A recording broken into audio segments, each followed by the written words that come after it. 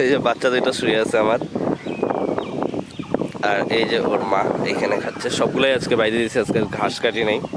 ওই যে বাচ্চাটা দুদিন থেকে ওর মাটা ঠিকমতো দুধ দিচ্ছে না, আজকে তাও জোর জবরদস্তি পা ধরে তারপরে হলো দুধ খাওয়াইলাম।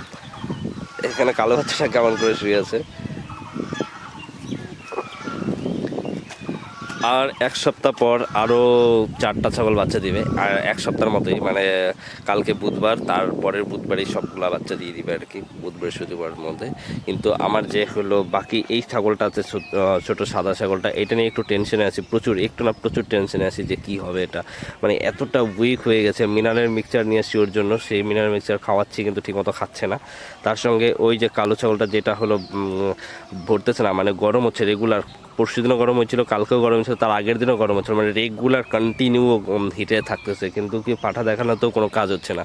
তো আজকে আমি দালাল ফোন করছি, মানে যারা হলো কেনা বেচা করে ছাগল, তো তারা এসে দেখবে, তারপরে যদি আমার পোষায় তো দিয়ে দিব। কারণ কি এমন ঝামেলা ভালো লাগে না। 6 মাস হয়ে গেল, ওর থেকে ছোট যেগুলো, মানে এটাও ওর থেকে ছোট, তার সঙ্গে ওর সঙ্গে যেটা আনছিলাম ছোট্ট কালোটা, সেটাও হলো সামনের সপ্তাহ বাচ্চা দিয়ে দিবে। কিন্তু এটা এতদিন হয়ে গেল, 6 মাস হয়ে গেল, কোনো হলো ইমপ্রুভ দেখলাম না। তো এটাকে আর রাখবো না। তো মুরগির বাচ্চা পড়ছে, সেগুলো এখন দেখাবো, দাঁড়াও।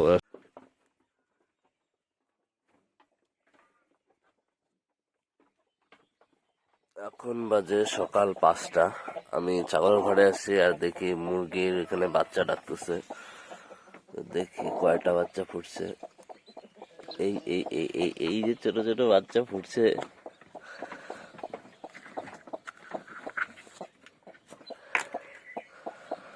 কয়টা যে ফুটছে। টোটাল 15টা ডিম দিয়েছিলাম, 15টার মধ্যে 2টা ডিম নষ্ট ছিল, মানে কোনো ব্লাড আসে না। তো টোটাল 13টা ডিমের মধ্যে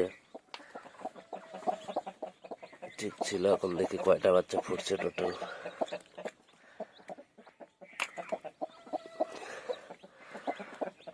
এখানে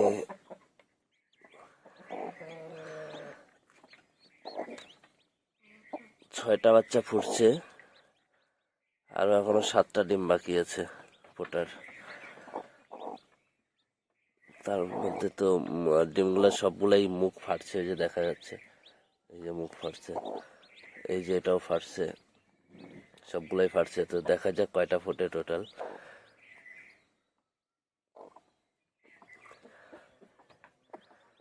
একদম ওর মার কালার হয়েছে বাচ্চাগুলা। তো পরে দেখাই একবারে কতগুলো ফোটে, তারপরে দেখাচ্ছি।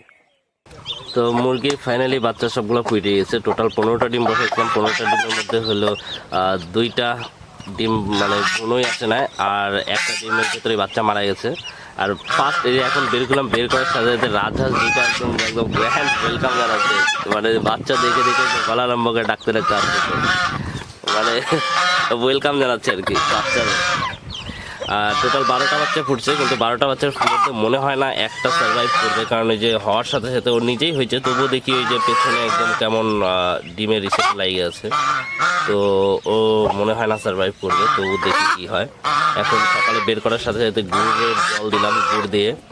আর রাজা যেটা শুধু ডাইকেই যাচ্ছে।